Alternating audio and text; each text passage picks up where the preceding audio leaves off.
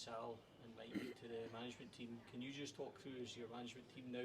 Are you happy with it? How's your dynamic going to work? Yeah, really happy. I think a lot of challenge, a lot of honesty, a lot of skills with the people we've brought in, different skill sets. So Big Mike's going to primarily focus on set pieces and the transition side of the game and really focus on that and nail that down. He's someone who I know and trust for a very, very long time, but also very good. He's been a manager, so he understands, albeit at a different level, but I think once you've been a manager, you have an understanding of what it takes. And we're aligned in a lot of things in terms of values, standards, but also think very differently. Mike's very different to most people I've met in football, so I think it was an important one for us. So I'm really glad the club have supported us with that. And Sal's just comes with a fantastic reputation. Every goalkeeper he's worked with, spoke to a lot actually, and a lot of people, staff members he'd worked with. And in football, it's hard to get everyone to say you're a good person and good at your job, but everyone did about him. So I've been delighted with what I've seen from Sal already. In terms of the goalkeepers, Jack was obviously number one last year, had a different form, lost his place in the team at Liam. I mean, how do you assess Jack and that battle for that number one? Yeah, I don't believe in a number 1 and 2 thing. I think you need to have two good goalkeepers, ideally 3 at a club like this.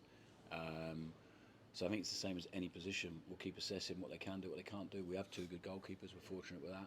But if there's someone that is desperate to play here and we think can help us, it's the same at any position.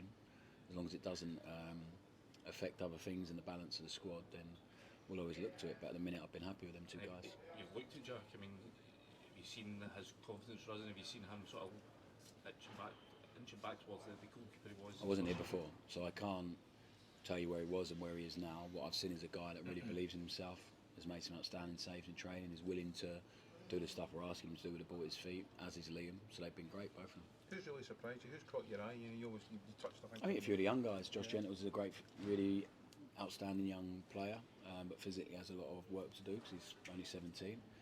Zander Hutton's a great kid, willing to learn. Finley Curtis has been really outstanding. But I don't want to put too much pressure on these guys. They're so young, but they've been really, really good. I've been really impressed with them. Can I ask you about the training? We watched training today, and one of the things that was noticeable is how quickly you want them moving the ball, 1 and 2 touch. This Rangers team has been criticised in the past for maybe lapsing into sterile possession, side to side. Is it about instilling better habits into them? I think it's all about habits. So I think the first couple of weeks have all been about instilling some good habits and some principles that are going to be, whatever formation we play, they're going to be so important, always important. Whether it's the first minute, the last minute, we're at home, away, Europe, the league. So I think it's been about trying to instill some good habits and make sure that does become habit for us. And I think when you need a plan with the ball and everything needs to have a why, and the lads are really understanding that purpose, and there'll be times for us to play really quickly and really aggressively, and there'll be times for us to be patient but never slow.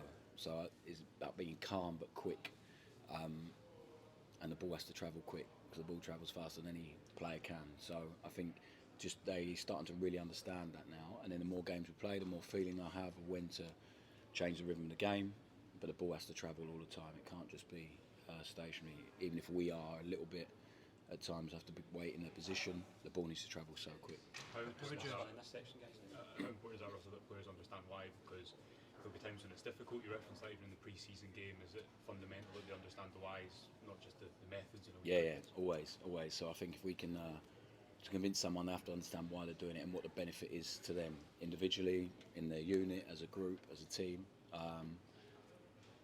Like myself included, if I try and explain something to players are not happy with it and they find a better solution, and as long as they explain to me why it's better for them, then we can always come to a good conclusion. So at the minute it's a monologue at the minute. I'm talking a lot to them. Us as staff are talking a lot at them and to them with detail, and eventually it becomes a big dialogue, and I think that'll be really important. But right now they just have to understand this is why we're doing it.